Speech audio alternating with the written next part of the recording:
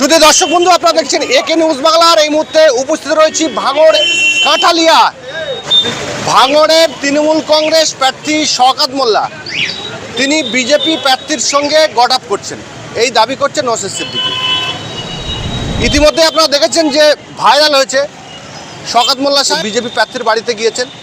তিনি বলছেন যে ক্যান্ডিডেট হয়েছে তার মা আমাদের মহিলা নেত্রী, আমার মহিলা নেত্রীর বাড়িতে আমি যাব না। কিন্তু আজকে আমরা তাকে প্রশ্ন করেছিলাম যে আপনি বিজেপি এবং আপনার মা তৃণমূল, তিনি কিন্তু পরিষ্কার বলেছেন যে না, উনি ভুল ব্যাখ্যা করেছেন। আমার মা কোনো পার্টি করে না, কোনো রাজনৈতিক দলের সাথে নেই। আমার বাড়িতে উনি এসছেন, আমার মায়ের কাছে আশীর্বাদ চেয়েছেন। আমার মা যেহেতু মা, ওনাকে আশীর্বাদ করেছেন। সৌজন্য সাক্ষাৎকার, বাড়িতে এলে ভদ্রতার খাতিরে উনি ওনাকে আশীর্বাদ করেছেন। কিন্তু উনি কোনো রাজনৈতিক দলের কর্মীও না বা সমর্থকও না। কিন্তু উনি প্রকাশ্য বলেছেন, আপনি নিশ্চয়ই দেখেছেন। হ্যাঁ, উনি বলেছেন, ওনার হয়তো ওটা জানি না উনি কীভাবে বলেছেন, উনি ব্যাখ্যা দিতে পারবেন। কিন্তু আমি ব্যাখ্যা দিতে পারবো না এই কথা, কারণ আমার মা কোনো রাজনৈতিক দলের কর্মী না, আর কোনো রাজনৈতিক দলের সঙ্গে আপনার মা যুক্ত নেই। এই প্রসঙ্গে নওশাদ সিদ্দিকী তিনি ঠিক কি বলছেন শোনাবো আপনাদের। চলমান নির্বাচনের মুখে একদম যিনি প্রার্থী তৃণমূলের, তিনি বিজেপি প্রার্থীদের সঙ্গে দেখা করলেন, কি বলবেন এই প্রসঙ্গে? এটা তো গোপন আতাত করছিল, যখন দু একজন ছবি তুলে ফেলেছে এটাকে ইজি হিসাবে দেখানো চেয়েছে। একাধিকবার আলোচনা তারা করেছে, খোঁজ নিলে হয়তো দেখা যাবে। বিজেপি তৃণমূল মিলে, মোদি আর মমতা মিলে নওশাদ সিদ্দিকীকে হারাতে চাইছে। কারণ নওশাদ সিদ্দিকী একটা বঞ্চিত সমাজ থেকে উঠে এসছে, সর্বধর্মের মানুষের কথা বলছে, শিক্ষা, স্বাস্থ্য, কর্মসংস্থানের কথা বলছে। এই জন্যই তথাকথিত যে রাজনৈতিক দলগুলো আছে অনেকের ঈর্ষা হচ্ছে। সেই জন্য নওশাদ সিদ্দিকীকে হেনতেন প্রকারে হারাতে হবে। তবে এটা 2021 2026 ভাঙড়ের মানুষজন হিন্দু মুসলমান নির্বিশেষে আমার পক্ষে ভোট দেবে, তাদের বিপক্ষে ভোট দেবে। আজকে যখন আমরা ভারতীয় জনতা পার্টির ভাঙড়ের প্রার্থী আমরা ইন্টারভিউ নিয়েছিলাম, তিনি বলছেন যে আমি ভাঙড়ে জেতার জন্যই লড়ছি। আপনি আমাকে দুটো স্ট্রিট কর্নার করেছে, আমাকে দেখান, আমার মনে জানা নেই, যদি হেল্প করলে করতে পারে। 10টা দেয়াল লিখেছে, আমাকে দেখান। টোটালি তৃণমূলের কাছে বিক্রি হয়ে গেছে অভিযোগ। এটা কত টাকা হয়েছে না আছে বলতে পারবো না, তবে আমি একটা কথা বলবো, তৃণমূলের সাথে সেটিং করে নিয়েছে। আপনার অভিযোগ আছে এটা? আপনার অভিযোগ? আমি বলছি সেটিং করেছে। অনেকে বলছে বিক্রি হয়েছে, সেটা বলতে পারবো না, আমাকে তথ্য নেই, আমি বলতে পারবো না। সেটিং করেছে। যখন শওকত মোল্লা বিজেপি প্রার্থীর মায়ের সাথে দেখা করে এবং তার সাথে দেখা করে, শওকত মোল্লা বলেছিল যে আমি সৌজন্য সাক্ষাৎ করতে এসেছি এবং বিজেপির যিনি প্রার্থী তার মা আমাদের দলের নেত্রী। কিন্তু আজকে যখন আমরা যারা সাক্ষাৎকার নিই, তিনি বলছেন আমার মা কোনো রকম রাজনীতির সাথে শওকত সাহেব অজস্র মিথ্যা কথা বলছে। সৌজন্য সাক্ষাৎ করতে গেলে কারো বাড়ির মধ্যে ঢুকে দীর্ঘক্ষণ আলোচনা হয় না। প্রচারে দুজনেই বেরোচ্ছে, দেখা হলে তো হয়ে যাবে। আমার সাথে গত 2021 সালে ভোট, আমি পোলিং স্টেশনে গিয়েছি, সৌমিয়াতি বিজেপি নেত্রী এসেছিলেন, বিজেপির প্রার্থী। দেখা হয়েছে, আমাকে বলতে ভাই কেমন আছে, আমি বললাম দিদি আপনি কেমন আছেন। এটা সৌজন্য। আজকে আমি প্রচারে গিয়েছিলাম, আমাদের মির্জাদা, ভাঙড়ের মির্জাদা স্যার দেখা আমি, দাদা কেমন আছেন, ভালো আছি। উনি আমাকে জিজ্ঞাসা করলেন ভাই কেমন আছো। এইটা সৌজন্য। কিন্তু আমি মির্জাদার বাড়িতে ঢুকে যাচ্ছি না, যে দীর্ঘক্ষণ আলোচনা করছি না, বা মির্জাদা আমার অফিসে এসে দীর্ঘক্ষণ আলোচনা করছে না। যেই ছবিটা পাবলিশড হয়ে গেল, তখন বলছি না আমাদের সৌজন্য সাক্ষাৎ। পুরো ভাঙড়ের মানুষকে বলবো, ভাঙড়কে বিজেপি তৃণমূল মিলে শেষ করার একটা চক্রান্ত করছে। ভাঙড়ে কি বিজেপির নামমাত্র প্রার্থী? হ্যাঁ, নামকা আসতে পারছি, সেটিং করে তারা ম্যানেজ করে নিতে চাইছে। ভাঙড়ের আপামার জনসাধারণ এই সেটিংয়ের জবাব দেবে। যদি নাকি এই ভোটটা তৃণমূলে যায়, তাহলে কতটা সমস্যায় পড়তে পারে নওশাদ সিদ্দিকী? যাবে না, ভোট তৃণমূলে যাবে না, অত সহজ নয়। যথেষ্ট সচেতন।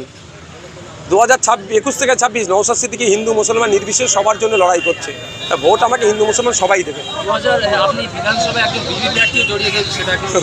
তো ব্যাপারটা একটা কথা বলবো, একটা ছবি দেখছিলাম, শুভেন্দু অধিকারীর সাথে নাকি আমি সেলফি নিচ্ছি। ওই ছবিটা আমার ঈদের দিনে আমার বাড়িতে, সেটাকে এডিট করে বসিয়ে দিয়েছে। তো এই ধরনের করে আমাকে আটকাতে পারবে না। বাংলার মানুষ ভালো করে জানে নওশাদ সিদ্দিকী কারো কাছে তার মাথা বিক্রি করে দেয়নি। শুভেন্দু অধিকারী না মমতা ব্যানার্জি কারো কাছে আমার মাথাটা আমি বিক্রি করিনি। আমি ন্যায়ের জন্য লড়াই করছি, সে হিন্দু মুসলমান নির্বিশেষে। যার সাথে অন্যায় হচ্ছে তার পাশে দাঁড়াবো, যে অন্যায় করছে তার বিরোধিতা করবো। তাতে এইটাই আমার জ্বালা হয়ে আমাকে আটকানোর চেষ্টা করছে। আরাবুল ইসলামকে আপনারা ক্যানিং পূর্ব থেকে প্রার্থী করেছেন, কিন্তু আপনি বা আপনার দলের পৃষ্ঠপোষক আব্বাস সিদ্দিকী একবারও সভা করলেন না, পথে র্যালি করলেন না। এখন 27 তারিখ পর্যন্ত ভাই প্রচার আছে, একটু ধৈর্য ধরুন না। আরাবুল ইসলাম তো একাই সামনে নিচ্ছে, যখন একাই তোলপাড় করে দিচ্ছে, চলুন, তারপর তো আমরা আছি। বিধায়ক তিনি বলছেন যে আব্বাস সিদ্দিকী, নওশাদ সিদ্দিকী আরাবুল ইসলামকে বলির পাঠা করেছে, তিনি ভোটের পরে বুঝতে পারেন। এটা আরাবুল ইসলাম সাহেব উত্তর দিলে ভালো লাগবে না আপনাদের? গতকাল মঠের দিকে আরাবুল ইসলাম প্রচারে গিয়েছিল, সেখানে সমস্ত দোকানপাট বন্ধ। ইভেন একটা দোকানে জল খাবার খেতে গিয়েছিল, ফোন করে সেই দোকানদারকেও হুমকি দিয়েছিল। এইটা হচ্ছে সরকার সাহেবের মডেল। আগে ক্যানিং পূর্বকে ধ্বংস করেছে, গণতন্ত্রকে হত্যা করেছে, এবার ভাঙড়ে করতে চাইছে। ভাঙড়ের মানুষ এর হাত থেকে যদি পরিত্রাণ পেতে চান, তাহলে একে খালি হাতে ফিরাবেন এবং অজস্র ভোটে হারাতে হবে। সরকার সাহেবকে হারিয়ে রাজ্যের মানুষকে বার্তা দিতে হবে, ভাঙড়ের মানুষ কোনো নটোরিয়াস ক্রিমিনাল গুন্ডা মস্তানকে আইনসভার সদস্য করবে না। একজন রাজনীতি বিশেষজ্ঞ বলছিলেন যে পশ্চিমবঙ্গে 2026 বিধানসভা পরে বিজেপি তৃণমূলের মধ্যে একটি রাজনৈতিক দল বিলীন হয়ে যাবে, অর্থাৎ থাকবে না। তো আপনি কি মনে করেন যে তৃণমূল বিলীন হয়ে গেলে ভালো হয় না বিজেপি? দুটো রাজনৈতিক দল বিলীন হয়ে যাবে, বিজেপি তৃণমূল 2026-এর পর আর থাকবে না। শওকত মোল্লা সাহেব এসেছিল, আপনাদের প্রার্থীর সঙ্গে দেখা করেছে, এই জায়গায় গুঞ্জন উঠেছে যে আপনারা নাকি গট আপ গেম খেলছেন তৃণমূলের সঙ্গে। শুনুন, ভারতীয় সংস্কৃতি এবং কালচার বসুধৈব কুটুম্বকম ভাষাটা নিশ্চয়ই আপনাদের জানা আছে। আমাদের প্রার্থী আপনার সামনে বলেছে সৌজন্য, শুধু সৌজন্য নয়, এটাই হওয়া উচিত ভারতবর্ষ এবং পশ্চিমবাংলার কৃষ্টি এবং কালচারের গুরুত্বপূর্ণ দিক বলে আমি মনে করি।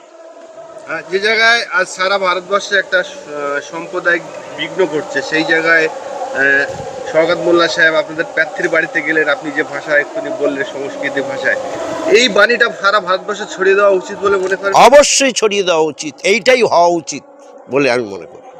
যেটা আমার প্রার্থীকে প্রশ্ন করেছেন, তার অভিজ্ঞতায় যেটা বলেছে সেটা বলেছে। আমার ভাই অনেক ছোট, ভাঙড়ে যারা রাজনীতিতে আছে আমি মনে করি 2-4 জন বাদে আমি সবার সিনিয়র। শুধু 39 বছর বিজেপি করছি, আমি জামা পাল্টাইনি কিন্তু, মানে আজকের এখানে কাল ওখানে। তা আমার এই ভাতৃপ্রতিম জয়ন্ত যা বলেছে সেটা হচ্ছে এই যে আপনি জিজ্ঞেস করলেন যে আপনাদের চেহারা কেমন হবে, আপনাদের দেয়াল লেখা নেই কেন, আপনাদের প্রচার নেই কেন। আবার একটা আমি সংস্কৃতি না, এবার বাংলায় বলছি, ফাটা ঢোল বাজে বেশি। আমরা কিন্তু ফাটা নয়, পৃথিবীর বৃহত্তম রাজনৈতিক দল, বৃহত্তম সংগঠন, বৃহত্তম ভারতের পার্টি, বৃহত্তমভাবে আমরা ভারতে বিরাজ করছি। পশ্চিমবাংলায় 4 তারিখের পর আমরা বিরাজ করব এবং দেখবেন কীরকম সুশাসন, দুর্নীতিমুক্ত শুধু নয়, সন্ত্রাসমুক্ত, বোমামুক্ত, গুলিমুক্ত মানুষ। এবারেই প্রথম দেখবে পশ্চিমবাংলায় কিভাবে ভোট হচ্ছে এবং সেই ভোটটা যে আমাদের প্রত্যেকটা রাজনৈতিক দল বলে উৎসব, কিন্তু উৎসব হয় না, এবারে কিন্তু উৎসবে পরিণত করবেন আমাদের কেন্দ্রীয় সরকার এবং আমাদের যিনি নির্বাচন কমিশনার জ্ঞানেশজি দেখিয়ে দেবে যে ভোট কাকে বলে। আপনারাও নিশ্চিন্তে ঘুরতে পারবেন, প্রত্যেকের কাছে বাইট নিতে পারবেন, মনের আনন্দে ঘুরতে পারবেন, আপনাদের গায়ে হাত পড়বে না, এটা আমি কথা দিলাম। আমার নাম কার্তিক ঘোষ।